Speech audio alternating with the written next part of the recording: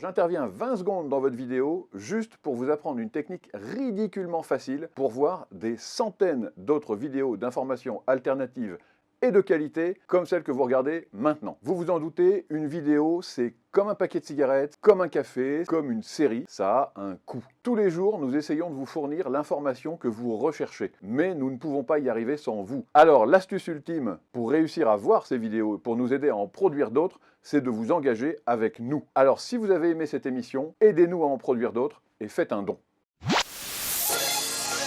7h, 10h sur Radio Courtoisie, suivez la ligne droite.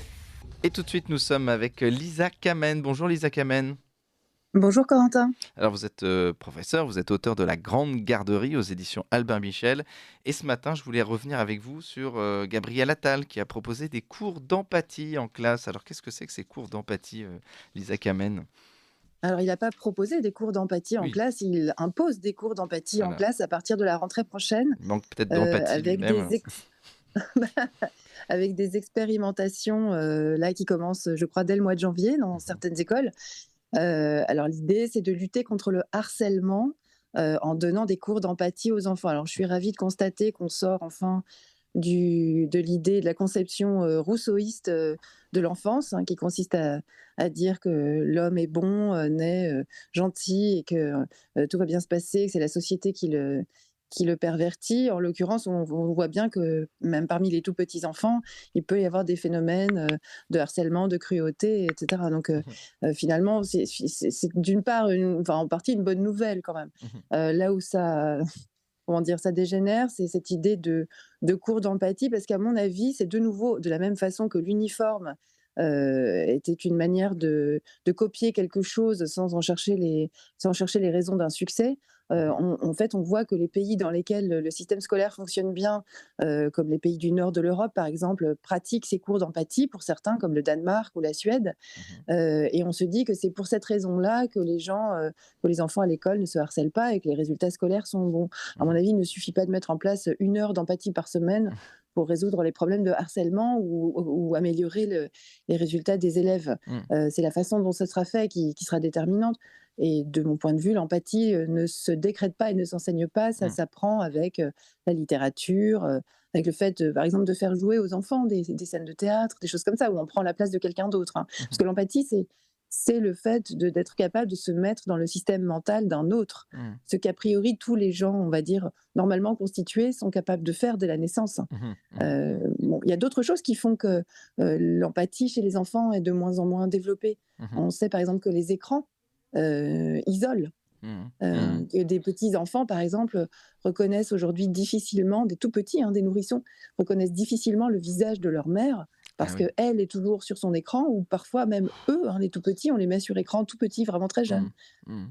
Ouais, donc en fait finalement l'empathie, il y a un manque d'empathie aujourd'hui, vous dites qu'ils viennent des écrans, mais en fait on a l'impression que c'est toujours la même chose. C'est l'éducation nationale qui essaye de combler le manque d'éducation finalement des parents. Oui, il y a ça en grande partie, mais faut pas oublier qu'à l'éducation nationale même, on met beaucoup d'écrans aujourd'hui. Oui. Je sais pas si je crois que je racontais l'autre jour une scène que j'avais vue, dans un reportage diffusé sur, M6, je crois, Zone interdite, où par, manque d'effectifs de professeurs, on met devant, des enfants un professeur par Zoom, Mhm, c'est-à-dire un professeur qui est chez lui et qui enseigne à 5 ou 6 classes, en même temps. En l'occurrence, c'était un professeur d'allemand. Alors évidemment, lui ne voit pas ce qui se passe en classe, hein, si des mhm, élèves, bavardent ou trichent, ou il ne peut pas le voir puisque lui est chez lui, il voit à peine ce qui se passe dans la classe. Il avait même de la peine à faire l'appel. mhm, mhm, Donc voilà, est-ce qu'on peut d'un côté mettre en place des cours d'empathie et de l'autre côté autoriser ce genre de choses? Je mhm, pense il y a une, comment dire? Il y a une contradiction là. mhm. Ouais, bah écoutez, bien sûr, oui. Et en tout cas, oui, c'est ça. On explique, mais c'est intéressant ce que vous me disiez sur le théâtre, parce que en quoi le théâtre permet de développer l'empathie? J'aime beaucoup le Ah bah, théâtre. pour bien jouer une scène de théâtre, Oui. si vous avez fait un peu l'acteur, quand je sais pas, à l'école ou Mhm, même peut-être aujourd'hui, hein, et mhm. d'ailleurs, faire de la radio, c'est faire un peu l'acteur aussi.